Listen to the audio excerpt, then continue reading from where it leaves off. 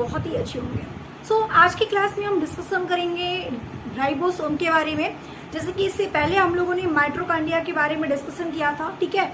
और माइटोकॉन्ड्रिया में आप लोगों ने देखा था कि माइटोकॉन्ड्रिया के आपके फंक्शंस हो गए थे, माइटोकॉन्ड्रिया क्या होता है, ठीक है, इसकी क्या यूज है, सारी चीजें आपको मैंने बता दी थी, ठीक है। अब आज की क्लास में हम लोग डिस्कशन करेंगे क्या, राइबोसोम, ठीक है। राइबोसोम को हिंदी में भी क्या बोलते हैं, राइबोसोम के नाम से जानते हैं, ठीक है। याद रखिएगा राइबोसोम को भी राइबोसोम बोला जाता है, ठीक है। और इससे सबसे इम्पोर्टेंट क्वेश्चंस आपके जो एग्जाम पॉइंट के लिए है, आपसे क्वेश्चन पूछा जाता है कि प्रोटीन फैक्ट्री, ठीक है, protein factory of the cell किसे कहते हैं, कोशिका का प्रोटीन फैक्ट्री किसे कहते हैं, तो आप बताएंगे राइबोसोम को, ठीक है। अगर आपसे कोई क्वेश्चन पूछता है कि प्रोटीन फैक्ट्री किसे कहते हैं, तो आप क्या बताओगे कि प्रोटीन फैक्ट्री हम राइबोसोम को कहते हैं, ठीक है। राइबोसोम को क्यों कहते हैं, क्योंकि राइबोसोम जो होता है वो आपका प्रोटीन सिंथेसिस करता है, मतलब प्रोटीन का संश्लेषण करता है, प्रोटीन का फॉर्मेशन करता है ना। मतलब कि ये फॉर्मेशन ऑफ प्रोटीन, ठीक है, प्रोटीन का क्या करता है, ये फॉर्मेशन करता है। तो आप लिख सकते हो फॉर्मेशन ऑफ प्रोटीन, ठीक है। ये प्रोटीन का क्या करता है, निर्माण करता है। तो प्रोटीन का निर्माण करता है, इसलिए इसे हम क्या बोलते हैं, प्रोटीन फैक्ट्री के नाम से जानते हैं। एक क्वेश्चन आपको यहाँ से बहुत इंपॉर्टेंट आपके लिए, ये आप याद रखिएगा, ठीक है। तो हम बात करने वाले हैं राइबोसोम के बारे में, है ना। देखो राइबोसोम क्या होता है, आपने पढ़ा था क्या, सेल, और सेल्स के अंदर क्या थे, कुछ सेल्स के अंदर मैंने आपको बताया था कि बहुत सारे ऑर्गेनेल्स प्रेजेंट होते हैं, और जो ऑर्गेनेल्स प्रेजेंट होते हैं वो कहाँ पे प्रेजेंट होते हैं, तो आपको मैंने बताया था कि वो साइटोप्लाज्म के अंदर होते हैं, ठीक है। मतलब कि जो आपका सेल था, सेल के अंदर, सेल के सेंटर में क्या था, न्यूक्लियस, और उसके बाद जितना भी स्पेस है सब में क्या है, लिक्विड्स ऑफ फ्लूइड है, जिसे आपने नाम दिया था साइटोप्लाज्म। तो ये जो साइटोप्लाज्म है, इसके अंदर बहुत सारे ऑर्गेनेल्स प्रेजेंट है, तो जिसमें से एक ऑर्गेनेल्स का नाम क्या है, राइबोसोम, ठीक है। तो माइटोकॉन्ड्रिया आपने पढ़ लिया है, अब आप पढ़ने वाली क्या, राइबोसोम के बारे में, ठीक है। अब देखो राइबोसोम के बारे में आप अपने से लिख सकते हो, बहुत ही इजी है, ये सबसे इजी ऑर्गेनेल्स है, ठीक है, स्ट्रक्चर में भी, और इसके बारे में अगर आप पढ़ेंगे भी तो भी बहुत ही इजी आपको लगेगा, ठीक है। देखिए पहला पॉइंट आपको याद रखना है, राइबोसोम क्या होता है। अभी तक आपने देखा कि राइबोसोम जो होता है, ठीक है, माइटोकॉन्ड्रिया में आपने पढ़ा था कि इसमें मेम्ब्रेन प्रेजेंट होती है, ठीक है, और कैसा मेम्ब्रेन होती है, डबल मेम्ब्रेन। आपने देखा था कि माइटोकॉन्ड्रिया में डबल मेम्ब्रेन होती है, एक आउटर मेम्ब्रेन देखा था, एक इनर मेम्ब्रेन देखा था। लेकिन राइबोसोम एक ऐसा ऑर्गेनेल्स होता है जिसमें कोई मेम्ब्रेन नहीं होती है, नो मेम्ब्रेन, ठीक है। राइबोसोम में कोई भी मेम्ब्रेन नहीं प्रेजेंट होती है, आपको ये बात याद रखनी है, ठीक है। पहला पॉइंट आपको ये मिल गया, ठीक है। अच्छा, दूसरा पॉइंट आपको क्या याद रखना है कि सबसे स्मॉलेस्ट, अगर आपसे पूछा जाए कि राइबोसोम कैसा ऑर्गेनेल्स है, तो सबसे स्मॉलेस्ट, ठीक है, सबसे स्मॉलेस्ट ऑर्गेनेल्स है। अगर आपसे पूछा जाए कि आपके सेल्स में जितने भी ऑर्गेनेल्स प्रेजेंट होते हैं, जितने भी कोशिकांग हैं, सबसे छोटा कोशिकांग का नाम बताओ, तो आप बताओगे क्या, राइबोसोम। राइबोसोम सबसे छोटा कोशिकांग, सबसे छोटा ऑर्गेनेल्स होता है, ठीक है। उसके बाद आपको क्या याद रखना है, ठीक है, उसके बाद आप याद रखेंगे कि राइबोसोम का डिस्कवर्ड किसने किया था, सबसे पहला पॉइंट है ना, राइबोसोम का डिस्कवर्ड किसने किया था, तो आपको याद रखना है कि पैलाडे नामक वैज्ञानिक थे। क्या नाम था भैया, पैलाडे, ठीक है। 1955 में, याद रखिएगा, पैलाडे एक साइंटिस्ट थे, ठीक है। इन्होंने 1955 में राइबोसोम के बारे में बताया था, ठीक है। और एक चीज आपको याद रखना है कि ये ऐसे ऑर्गेनेल्स होते हैं, राइबोसोम ऐसे ऑर्गेनेल्स होते हैं जो ऑर्गेनेल्स के अंदर ही ऑर्गेनेल्स प्रेजेंट होते हैं। मतलब आपने जब देखा था कि मैंने आपको कल माइटोकॉन्ड्रिया पढ़ाया था, है ना, तो माइटोकॉन्ड्रिया में आपने देखा कि जो माइटोकॉन्ड्रिया होता है, माइटोकॉन्ड्रिया के अंदर भी ऑर्गेनेल्स प्रेजेंट है जिसका नाम है राइबोसोम। तो राइबोसोम किसमें प्रेजेंट होते हैं, जरा ध्यान से देखिए, ठीक है। सबसे पहले तो आपका कहाँ प्रेजेंट होता है मैम, सबसे पहले तो भाई साइटोप्लाज्म में प्रेजेंट होता है, ठीक है, ये सबको पता है। साइटोप्लाज्म क्या होता है, जो सेल के अंदर लिक्विड्स ऑफ फ्लूइड है, वो उसमें सारे ऑर्गेनेल्स होते हैं, तो एक तो साइटोप्लाज्म में आपका ये ऑर्गेनेल्स प्रेजेंट हो गया। दूसरी चीज आपको याद रखनी है, एंडोप्लाज्मिक रेटिकुलम, ठीक है, एंडोप्लाज्मिक रेटिकुलम, ठीक है, एंडोप्लाज्मिक रेटिकुलम में आपका प्रेजेंट होता है। अब आप कहोगे कि मैम एंडोप्लाज्मिक रेटिकुलम क्या है? ये भी एक सेल ऑर्गेनेल्स है, ठीक है, ये भी सेल ऑर्गेनेल्स है। इनकी नलिकाओं में छोटे छोटे राइबोसोम के मॉलिक्यूल्स कण लगे होते हैं, ठीक है। तो ये एंडोप्लाज्मिक रेटिकुलम है, ये भी एक ऑर्गेनेल्स है, इसके अंदर भी राइबोसोम प्रेजेंट होते हैं और इसको हिंदी में क्या बोलते हैं? अंतःप्रदिवी जालिका, ठीक है, अंतःप्रदिवी जालिका इसको हिंदी में बोलते हैं। उसके बाद आपने देखा कि आपके राइबोसोम जो होते हैं वो माइटोकॉन्ड्रिया में भी प्रेजेंट होते हैं, है ना, माइटोकॉन्ड्रिया में प्रेजेंट होते हैं। फिर आप अभी आगे पढ़ोगे आपकी माइटोकॉन्ड्रिया के अलावा भी आपका ये क्लोरोप्लास्ट में भी प्रेजेंट होता है, ठीक है। मतलब कि क्लोरोप्लास्ट में माइटोकॉन्ड्रिया और एंडोप्लाज्मिक रेटिकुलम, साइटोप्लाज्म, इतने सारे जगहों पे आपका ये राइबोसोम प्रेजेंट होता है। आई बात समझ में, ठीक है। और राइबोसोम एक इतना स्मॉलेस्ट मॉलिक्यूल्स होता है, इतना स्मॉलेस्ट आपका माइक्रोमोलिक्यूलर होता है, ठीक है, कि अपनी नग्न आंखों से आप इसे नहीं दे सकते हो, ठीक है, याद रखेंगे आप लोग। तो कहाँ कहाँ पाया जाता है आप बता सकते हैं बहुत ही आसानी से, ठीक है, मुझे नहीं लग रहा कि कोई भी प्रॉब्लम होगी आपको, ठीक है। अच्छा, उसके बाद आपको याद रखना है कि जो आपका राइबोसोम है ये किससे मिलकर बना हुआ है। तो आप बताएंगे कि राइबोसोम जो होता है वो राइबोन्यूक्लिक, ठीक है, हम बोलते हैं राइबोन्यूक्लिक प्लस प्रोटीन, है ना। मतलब कि आपका राइबोसोम जो होता है भाई वो किससे मिलकर बना होता है? तो आप कहोगे राइबोन्यूक्लिक प्लस प्रोटीन से, ठीक है। मतलब कि आपका आरएनए, ठीक है, RNA plus protein, RNA plus protein, ठीक है। तो राइबोसोम जो होता है वो किससे मिलकर बना होता है? आरएनए प्लस प्रोटीन से मिलकर बना होता है। आरएनए भी कई प्रकार के होते हैं, ठीक है, मैंने आपको बताया था एमआरएनए, टीआरएनए, है ना। तो 4 प्रकार के होते हैं। तो अभी मैं इसके बारे में डिस्कशन बाद में करूंगी। अभी आपको याद रखना है कि जो आपका राइबोसोम है ये आरएनए प्लस प्रोटीन से मिलकर बना होता है। और किस आरएनए से बनकर मिलकर बना होता है? तो आरएनए से, ठीक है। अच्छा, अभी यहाँ पे ये चीजें ध्यान मत दो, इतना ध्यान देना कि आरएनए प्लस प्रोटीन से मिलकर बना होता है, इसलिए इसे हम राइबोन्यूक्लिक एसिड भी बोलते हैं, ठीक है। इसलिए राइबोसोम को राइबोन्यूक्लिक एसिड भी बोला जाता है, ठीक है। अगर कभी कभी आपसे पूछा जाता है या लिखा होता है कि राइबोन्यूक्लिक एसिड किस ऑर्गेनेल्स को कहते हैं? तो राइबोसोम को कहते हैं, क्योंकि राइबोन्यूक्लिक एसिड प्लस प्रोटीन, है ना, इसका फुल फॉर्म, आरएनए का फुल फॉर्म क्या होगा? राइबोन्यूक्लिक एसिड, है ना, राइबोन्यूक्लिक एसिड। आरएनए का फुल फॉर्म सबको पता है, डीएनए आरएनए का, है ना, डीएनए का डीऑक्सी राइबोन्यूक्लिक एसिड, आरएनए का राइबोन्यूक्लिक एसिड। तो आरएनए को हम, राइबोसोम को हम लोग राइबोन्यूक्लिक एसिड भी बोलते हैं, ठीक है। तो आपका जो राइबोसोम है, ठीक है, वो राइबोन्यूक्लिक एसिड और प्रोटीन से मिलकर बना हुआ है। मतलब कि आरएनए प्लस आपका प्रोटीन से मिलकर ये बना हुआ है। इतनी बात समझ में आ गई, ठीक है। अच्छा, अब बात यहाँ पे आती है कि राइबोसोम जो होता है ये आपने मैम बताया कि साइटोप्लाज्म में, एंडोप्लाज्मिक रेटिकुलम में, माइटोकॉन्ड्रिया में, क्लोरोप्लास्ट में प्रेजेंट होता है। तो सेल्स के मैम टाइप्स होते हैं, कितने टाइप्स होते हैं? 2 टाइप्स होते हैं, यूकैरियोटिक सेल्स, प्रोकैरियोटिक सेल्स। तो कौन से सेल्स में प्रेजेंट होता है? यूकैरियोटिक सेल्स में प्रेजेंट होता है कि प्रोकैरियोटिक सेल्स में प्रेजेंट होता है? तो आपको याद रखना है कि जो आपका राइबोसोम होता है, ठीक है, वो यूकैरियोटिक, प्रोकैरियोटिक दोनों में प्रेजेंट होता है, ठीक है। प्रोकैरियोटिक और यूकैरियोटिक दोनों सेल्स में प्रेजेंट होता है।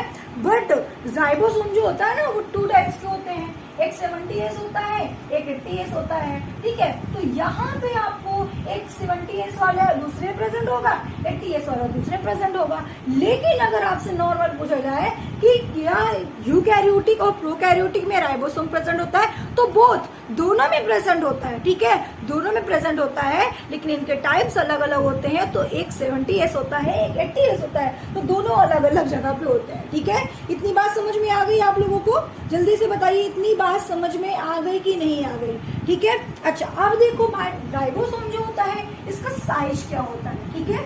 राइबोसोम की अगर हम साइज की बात कर रहे हैं बेटा, तो राइबोसोम की अगर साइज की बात करते हो तो 20 से, ठीक है, 30 नैनोमीटर, ठीक है, 20 से 30 नैनोमीटर होता है इसका। बात समझ में आ रही है? ठीक है, याद रखेंगे। अच्छा, उसके अलावा अगर बात की जाए, ठीक है, अगर बात की जाए इसके साइज की, ठीक है, देखिए इसके साइज की अगर हम बात करते हैं तो जो ये आपका एक राइबोसोम है, ठीक है, तो राइबोसोम का अगर लेंथ की बात की जाए, ठीक है, अगर लेंथ की सिर्फ बात करते हैं तो लेंथ आप कितना बताओगे? आप बताओगे इसका लेंथ, जो राइबोसोम का जो लेंथ होता है वो 190 होता है। कितना? 190 एंगस्ट्रॉम, ठीक है। और अगर विड्थ की बात करें, ठीक है, अगर विड्थ की बात करते हैं, चौड़ाई की बात करते हैं तो 210 एंगस्ट्रॉम, ठीक है, 210 एंगस्ट्रॉम। मतलब कि अगर इसकी लंबाई की बात की जाए राइबोसोम की 190 एंगस्ट्रॉम, और अगर चौड़ाई की बात की जाए इसकी, ठीक है, अगर चौड़ाई की बात की जाए तो 210 एंगस्ट्रॉम होती है, ठीक है। तो लंबाई चौड़ाई इसकी याद रखेंगे, ठीक है। अगर डायमीटर में पूछा जाए, अगर डायमीटर में इसका पूछा जाए कि कितना डायमीटर होता है, इसका व्यास कितना होता है, तो आप बताओगे 150 से 250 एंगस्ट्रॉम, ठीक है, 150 से 250 एंगस्ट्रॉम इसका डायमीटर होता है, ठीक है। व्यास कितना होता है इसका? 150 से 250 एंगस्ट्रॉम, ठीक है। इतनी चीजें आपको समझ में आ गई? आई होप कि मैंने जितनी इजी लैंग्वेज से आपको पढ़ाया है, इससे इजी लैंग्वेज आपको कहीं नहीं मिलेगा, ठीक है, क्योंकि मैंने आपको एक एक चीज, छोटी छोटी चीजें आपको बताई है, ठीक है। अभी आप क्लास 9th में हो तो उसके अकॉर्डिंग मैंने आपको एक एक चीजें बताई है, और आपको इतनी चीजें मालूम होनी चाहिए, ठीक है। आपको इतनी चीजें समझ में आ गई है, ठीक है। आई होप की सारी चीजें आपको समझ में आ गई होगी, ठीक है। अच्छा, उसके बाद क्या बात करते हैं हम लोग? राइबोसोम के बात करते हैं हम लोग कि कितने प्रकार के होते हैं। अब हम लोगों का मेन टॉपिक आ गया मैम कि राइबोसोम कितने प्रकार के होते हैं, है ना। चलो, अगर बात करते हैं राइबोसोम के प्रकार के, टाइप्स ऑफ राइबोसोम की बात करते हैं, तो there are 2 types of ribosome, ठीक है। एक होता है 70S राइबोसोम और एक होता है 80S राइबोसोम, ठीक है। 70S राइबोसोम होता है, एक 80S राइबोसोम होता है ना। तो कौन कौन से होते हैं भैया? ये आपका 70S वाला हो गया और ये आपका 80S वाला हो गया, ठीक है। तो जो 70S होता है इसके 2 सब यूनिट होते हैं, ठीक है। कौन कौन से होते हैं? देखिए, एक 50 प्लस 30S में इसको डिवाइड किया जाता है, इसको 60 प्लस 14 में डिवाइड किया जाता है, मतलब कि इसके सब यूनिट है ये, ठीक है। 70S को 2 सब यूनिट में डिवाइड किया गया है। बात समझ में आ रही है? 70S राइबोसोम को 2 सब यूनिट में डिवाइड किया गया है, 50S और 30S में, और 80S को 60S और 40S में डिवाइड किया गया है, ठीक है। मतलब कि इसके 2 सब यूनिट है 60 और 40, इसके भी 2 सब यूनिट है 50 और 30। क्वेश्चन पूछा जाता है कि 70S राइबोसोम को कितने सब यूनिट में डिवाइड किया गया है? तो 2 सब यूनिट में। कौन कौन से? 50S और 30S। बात समझ में आ गई सबको? ठीक है, तो आपको ये चीजें ध्यान देना है। अब अगर 80S की बात करते हैं तो 60S और 40S में डिवाइड किया जाता है, ठीक है। अच्छा, उसके बाद हम कहाँ पे आते हैं? उसके बाद आपको थोड़ा ध्यान देना है, ठीक है, इसके प्रकार के बारे में क्या क्या डिफरेंट है 70S राइबोसोम और 80S राइबोसोम में। अब बहुत ध्यान से समझिएगा, ठीक है। सबसे पहले तो आपको एक पॉइंट मिल गया होगा क्या कि 70S होता है स्मॉलेस्ट, है ना। थोड़ा सा कैमरा को इधर कर लो।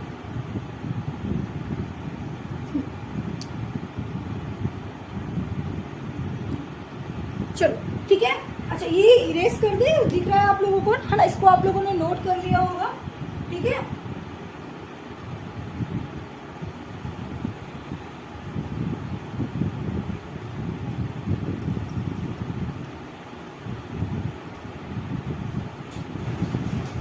चलो, अब अगर बात करते हैं हम लोग किसके बारे में?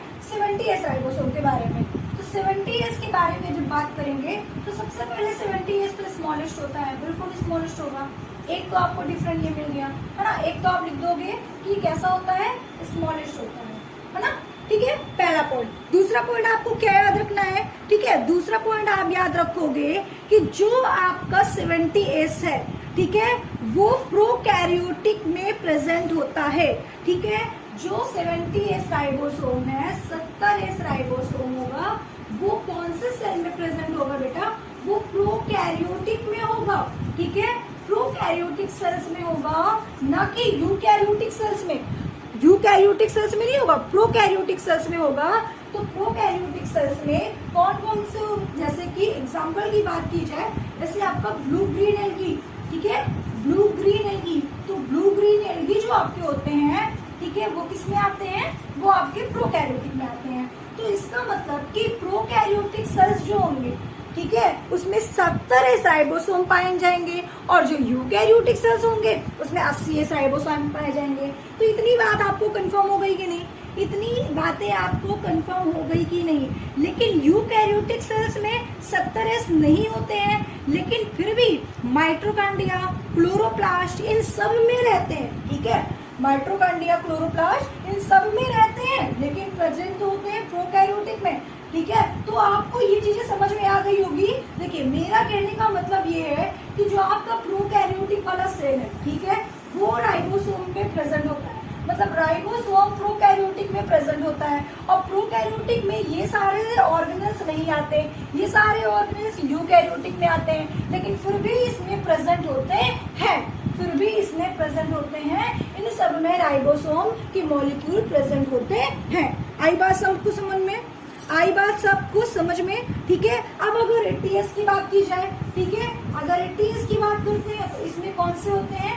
यूकैरियोटिक वाले सेल्स प्रेजेंट होंगे, बिल्कुल प्रेजेंट होंगे, जिसके आप लोग किसमें कितने में डिवाइड किया गया है? 60s में डिवाइड किया, 40s में डिवाइड किया गया है, ठीक है। अच्छा, बहुत